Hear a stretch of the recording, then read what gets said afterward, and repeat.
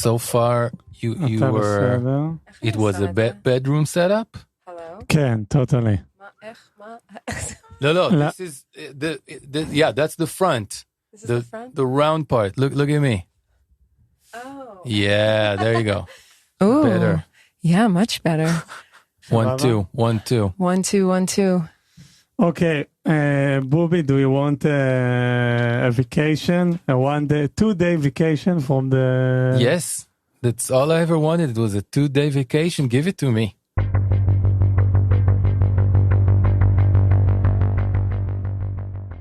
Today is... Which day is it? 24th? ככה אומרים? Tuesday. What's happened? I don't know. Yesterday I've been in this lovely bar in Tel Aviv called Mozambique. Named after?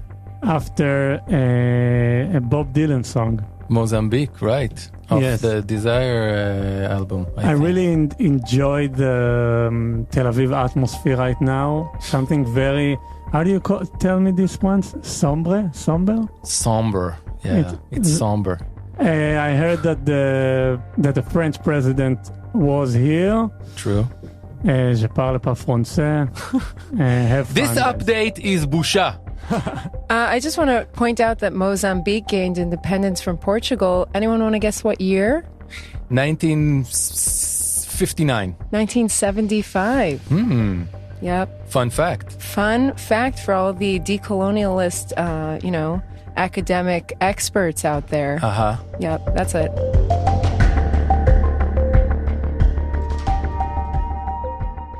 I'll take control. I'll take the reins. Thank you, Dor Comet, for the embarrassing update. Not up to par, I think, with the level of content that I have been producing recently. Amy? I have to agree. I'm glad to meet you. It's the first time we see each other face to face. I'm happy to meet you too. I mean, obviously not under these circumstances. But things are happening. Things are happening. You're doing a great job. I think the podcast is fucking awesome. I'm sending it to a lot of people. I think there's nothing like it out there. And what both of you guys are doing is really, really special. I'm really proud to be a part of it. And I'm proud to, to put Shema, our podcast company's name on it. And the graphics are nice. Everything is good. Good job. Good job. Yeah. Thank you so much. It means a lot. What kind of reactions have you been getting, since you put it out? That's a great question. I want to know. Some people are reaching out from all corners of the globe to say, "Oh my God, give us more." Mm-hmm. I just ate everything in one sitting, standing. They binged it. One person wrote to me that she's now listening to it for the second time through. Ooh. Wow. Yeah. Some people have been writing that it's giving them a lot of strength and support, and that they're blown away that we here living under the air raid sirens and through this reality are in a position to be empowering them and giving them courage to speak up and speak differently about the issues. And it's just, that is tremendous. Support matters so much. Yes. On the other side of the spectrum, there's a lack of support or neutrality, whatever. But then there's also people very close from my nuclear family. Shout out to 2 of my brothers. Okay. You know how you hate what you are, you can only see what you want to see? I think they're just dead bent on no matter what I'll put out there, they'll take a shit on it. So I've heard from one of them that this is basically the most dangerous thing out there. And then another one was really pissed off by some of the Larry David style humor. In episode 12, the story of the American Jewish man who came with gifts from the congregation. And I resent the accusation that we are not taking this seriously. That's what they're saying. You're making light of this. You're having too much fun, too much humor. And they're in the States right now? Yes, and that we're not being grateful enough for the support. I just want to make it clear, we are extremely grateful for the support coming from Jewish and non-Jewish allies in the form of money, words, public stances. It's crazy. I cannot believe I'm in a position that I have to after I did not sleep around the clock the first 2 weeks myself trying to fundraise through my, book of contacts and my network, that I'm in a position where I have to defend my moral compass, but here we are. Guys, number one, lighten up. Number two, be a little empathetic. We're in this shit, okay? If we need a break and we need to have some fun and tell some silly stories, let us have that. Please, thank you, okay? And lighten up. Your sister is doing a great job. I hope if you can't appreciate it right now, I hope you'll appreciate it in the longer run.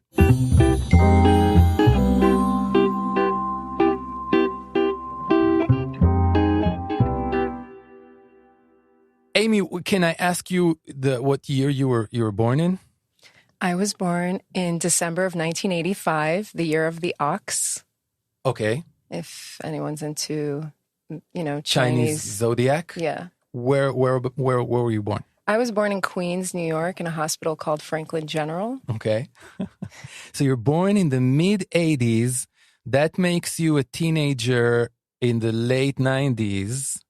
Teenager in New York, like where were you in high school, junior high school? Oh, that's a great question. At the beginning of 6th grade, we moved from Queens to South Florida. Oh! Quite a change. Uh-huh. I would say it was a seismic shift in a 10-year-old tomboy's life. Okay. Where were you during Backstreet Boys, NSYNC, Britney, Justin, that whole era? I was in Boca Raton, Florida. Yeah. Can you eating it up with a spoon? Yes. I loved Total Request Live on MTV. Carson Daly. Oh yeah, and playing video games on the Super Nintendo, and then obviously the N64 when we transitioned into that. Okay. I was a huge tomboy, but also into ballet and swimming and lots of things all over the place, and collecting rocks. I haven't really changed that much.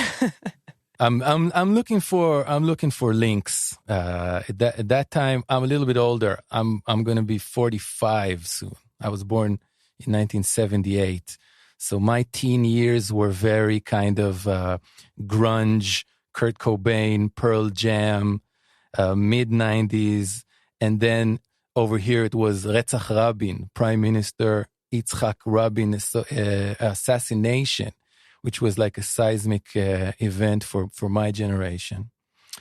And I don't know, it got me thinking, this thing that happened on October 7th, named like your podcast is named, I don't think there's anything bigger that's happened. If we try and think of bigger perspective and zoom out, it's hard to talk about it 2.5 weeks later. But, I remember 9/11. I remember Rabin assassination. I remember big shit going on in the world. This might be the most dramatic, history-changing, unbelievable thing that happened to me in my lifetime. I don't know. I'm trying to think of what our life is going to be like moving forward. That's like of all the anxieties we have right now, I have a very real anxiety because I live in this small town and everyone is in real fear, that the horrors of October 7th, people around me think we are in Be'eri, we are in Kfar Aza, and we're going to go to sleep tonight, and somebody's going to come in and cut our throats, and we're going to lock ourselves in the room, and they're going to burn our house and kill our baby. People are living in reality. This is happening tonight. So that's number one anxiety. I have a number two anxiety, which might be worse, about what is life going to be like moving forward. We are here. I'm not going anywhere. My brothers, some people say our cousins, the Arabs. For me, it's my brothers. I feel like we are all part of the human, right? We're all the same, right? If you've read any kind of, philosophy, Eastern philosophy, we're all the same. We're all one. My brothers live next to me. They're not going anywhere either. We're going to have to live together at some point. Right now, there's so much fear and suspicion. People around me are saying, we're not going to buy anything from our neighbors, the Arabs. We're not going to get any workers. That's impossible. Our lives are so entangled. When people outside Israel talk about apartheid, I always say, you don't know what you're talking about. How can you say apartheid? Everything I do, every day, my Arab neighbors and brothers are with me. My doctor, my pharmacist, the students I teach, the people I take the train with, everybody I meet, every interaction I have every day, especially where I live. It's maybe not exactly like that in the center of Tel Aviv, but where I live, a little bit to the north, a little bit smaller places, we're together. And they're not going anywhere. We're not going anywhere. How the fuck is this going to work moving forward? Right now, all we see is murder and violence. So that's the number 2, anxiety. Whew. I needed to get a little bit of that out.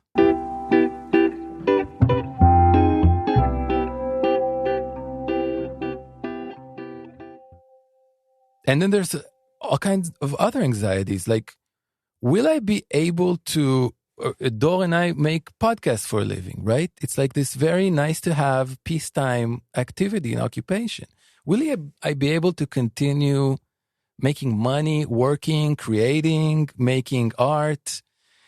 Or are we all just going to be soldiers from now on? The past 2.5 weeks, I wasn't called up to fight, but in our town, that's all I've been doing. Guard duty, going up on observation, just making sure that everyone's okay, getting a fucking gun license I never thought I would have to do.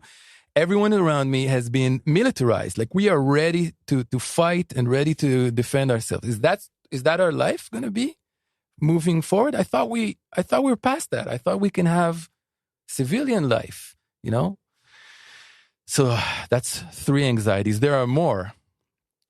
What kind of anxieties are you having nowadays? Oh my gosh. I'm so happy you shared them, and it's beyond. I can't even imagine being a parent right now. Mm-hmm.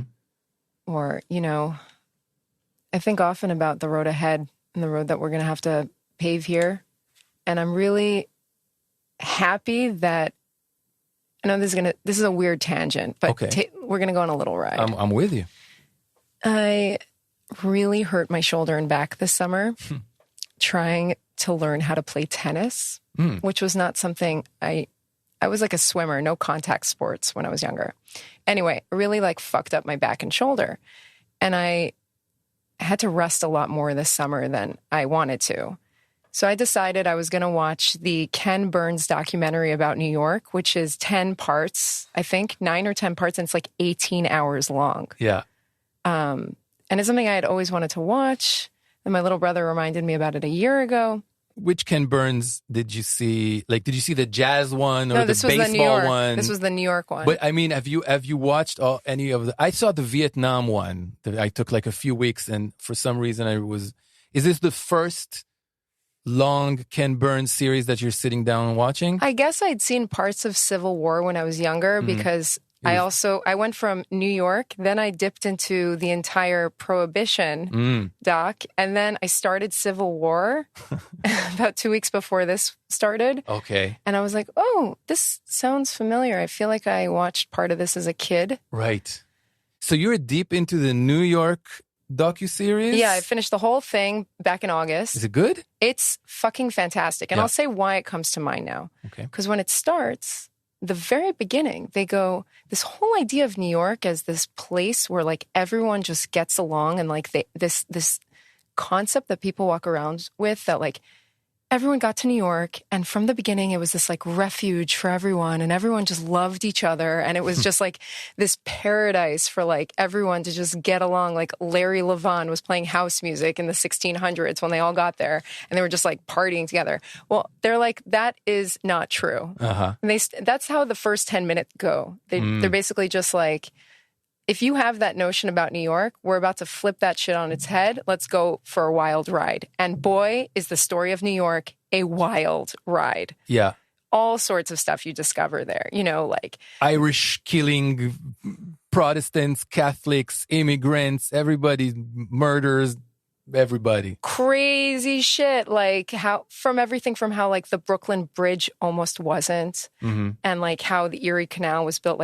in a jiffy, but also just like when the British roll in, and until then it was like Dutch, and then all the people living there were like, we're not gonna fight to keep this Dutch. Like if the British want to come in, we're cool with that. Like all sorts of weird things, including the bit about New York on the eve of the Civil War. Because everyone thinks of New York as like a blue state, a democratic state, a state that wasn't okay with slavery. On the eve of the Civil War, I think the New York State legislature passes a thing that's like, oh, if the Civil War breaks out, we're going to side with the South. Because guess what? Their shipbuilding and port industry was heavily reliant on the slave trade. Yep. And all sorts of weird things about, well, how exactly did Harlem and Bed-Stuy become ghettos? What was the link between FDR's New Deal and the ghettoization of those cities?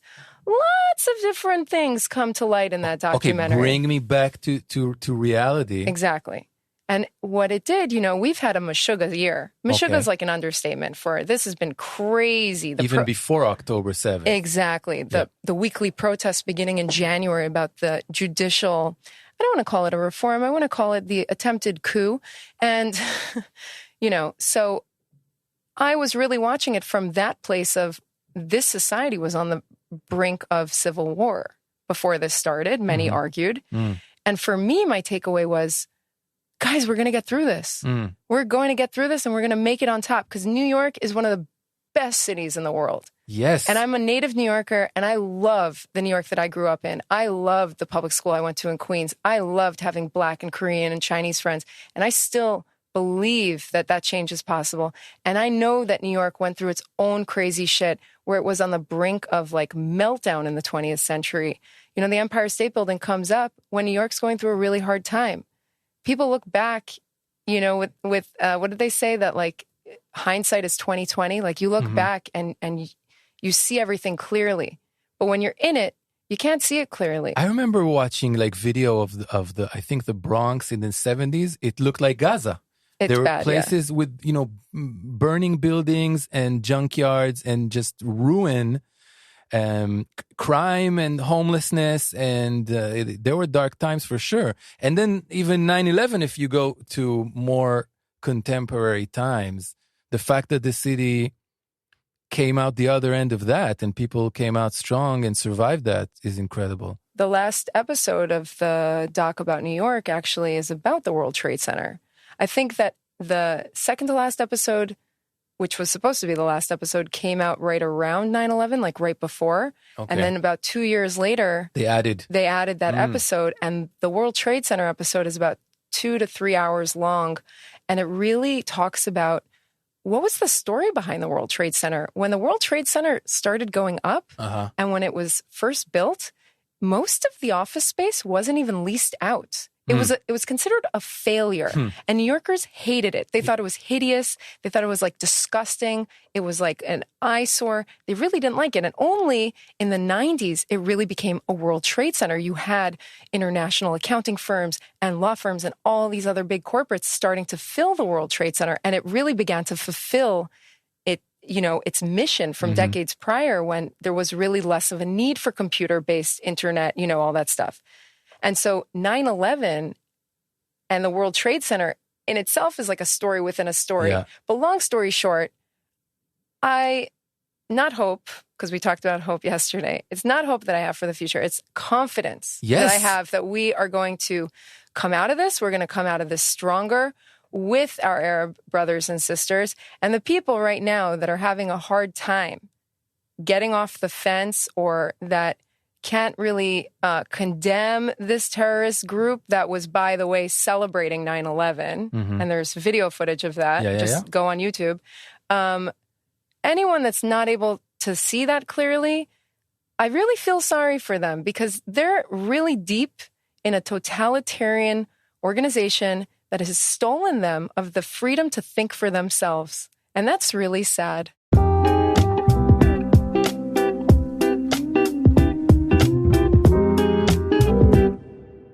Fuck yeah to everything you said. That was a high level. I have a dream speech by you. Good job by you.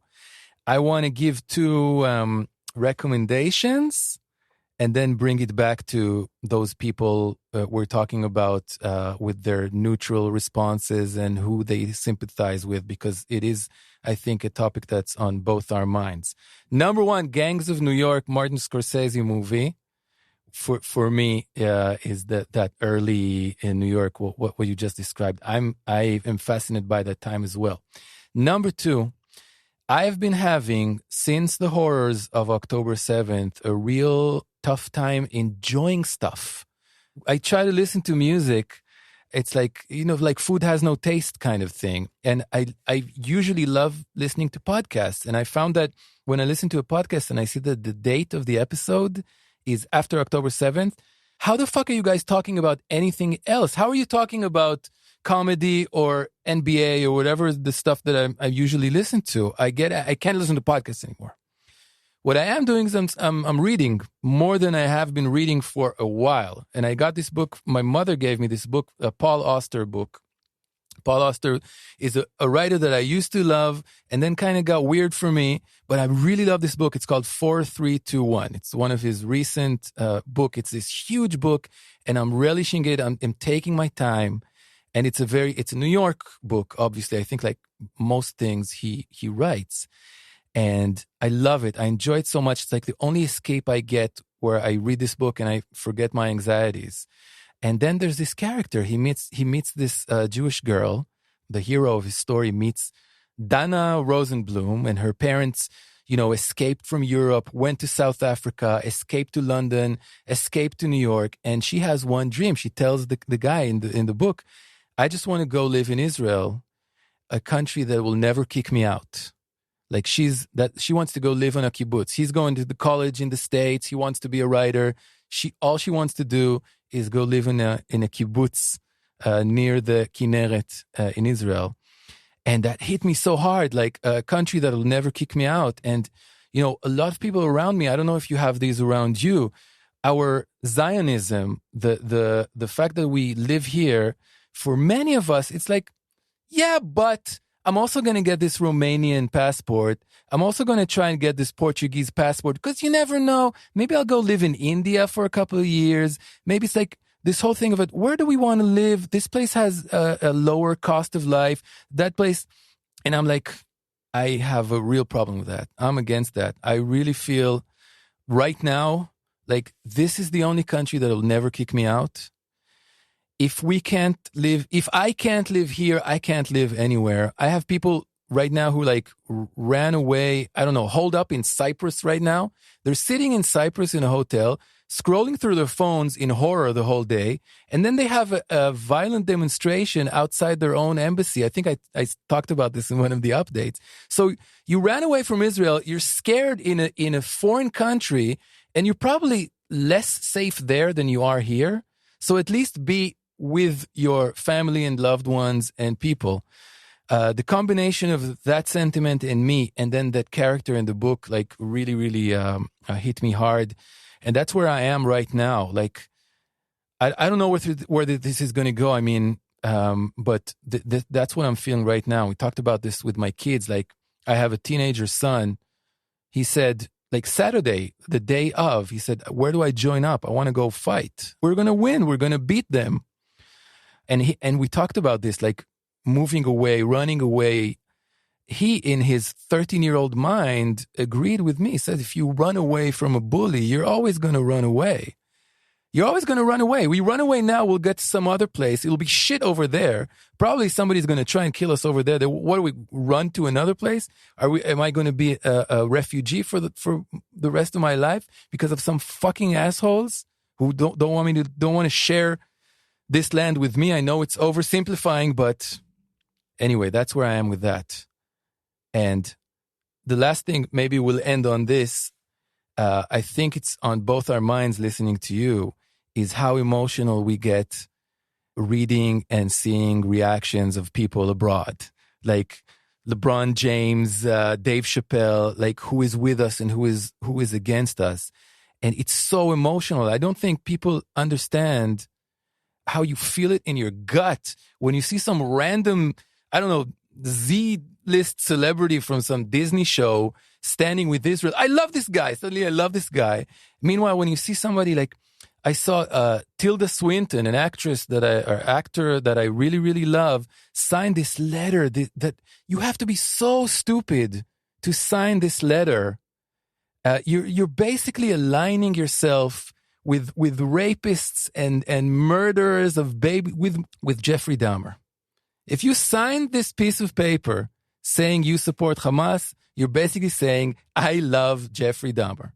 That's the level of horror we're talking about. How stupid do you have to be to say, yeah, I agree with Jeffrey Dahmer's cause. I think Jeffrey Dahmer's actions were legitimate and justified. And I don't know if I can ever watch a Tilda Swinton movie again, or, Dave Chappelle is going to be hard to give up. And maybe he's going to say something smart about it in at some time. But a lot of these, it just makes me so fucking angry. And it's, have you tried to like get into arguments with people and converse with them? I feel like it's totally hopeless. Yes, more in the past. And then I realized I'm not going to be able to persuade them. Yeah. Because, look, simple questions, the interesting questions in life are actually very complicated and they don't usually have answers. Okay. Like you can frame something so that it has a simple answer, like a 10-second clip. But real life doesn't really work that way, So if you're speaking to someone who refuses to accept complexity, there's nothing that you're going to be able to do to dissuade them. But we are very much in a battle of ideas. Mm-hmm. And the only way through is going to be on the level of ideas. And if I may go back to a point you made a bit before about Israel and Paul Auster, I was really moved by what you said. A lot of people, I had this joke that the Trump years were my easiest years living here because nobody was asking me why I don't move back to America. But other than that, I don't even know. Like I've been here 13 years. I think a rough estimate, I've been asked why I don't live in America or why I don't move back or why I came here at all. Why are you still here? Why, How are you still here? You know what? I wish the question is what's kept you, but it's been more like blah, blah, blah, which is kind of like you should go back or whatever. And maybe 10,000 times. I'm not kidding. People have heard me speaking English on the street in Florentine and stopped me and been like, hold up, girl. I heard some English. Do you live here? Because I don't understand. And I'm like, who the fuck are you, bro? Like, walk away. A few years ago when 2021 was popping off, I happened to be in the States and working for Haaretz English remotely. And it was the first time in that any of us had remembered there being swastikas, being paraded through South Florida. Really? Yeah. And I was getting some direct messages that were just completely fucked up. Like, I'm an apartheid murderer, Nazi bitch. We talked about it in one of the earlier episodes. And I found that here in Israel, I can be that weird girl that just wants to collect rocks and go swimming and get better at my stroke and also, advocate for the kind of change that I believe in and get better at making kimchi. And, I can have a world of interest that doesn't end and begin with me justifying my existence all the time. Yes. And to be a fully fledged person who's also proud of my Israeli heritage and proud of my Judaism and proud of everyone who's helped bring me to where I am today. Yeah. I can't do that in the States. And to do that, I have to explain who I am all the time. And so it's not only I don't want to run anymore because I've run quite a bit in my life. I want to be able to live as big as I want, as big as anybody else does, as big as Gwyneth Paltrow, who, is into family constellation work and sea buckthorn oil, which is, great for preventing wrinkles, apparently. Huh? I want to be able to be that person that thinks about all of those things and not just have to meet people and then be like, oh, blah, blah, blah. And if my name wasn't Amy, my siblings have Israeli names. People would ask in the States. And even friends that are hiding in Athens right now, including one who he was in one of the shelters in one of the villages close to Gaza. Harrowing for 10 hours straight. Thank God so many didn't make it out, and he did. And he went to shelter with a friend in Athens, and they went to a cafe in the anarchist neighborhood, and they spoke a little bit of Hebrew, and people were shouting at them. So you're not really safe. There's nowhere to run to, baby. There's nowhere to hide. Love it. Name of the episode, Nowhere to Hide. Nowhere to run to, baby. Nowhere to hide. Nowhere to run to, baby. Nowhere to hide. Credits.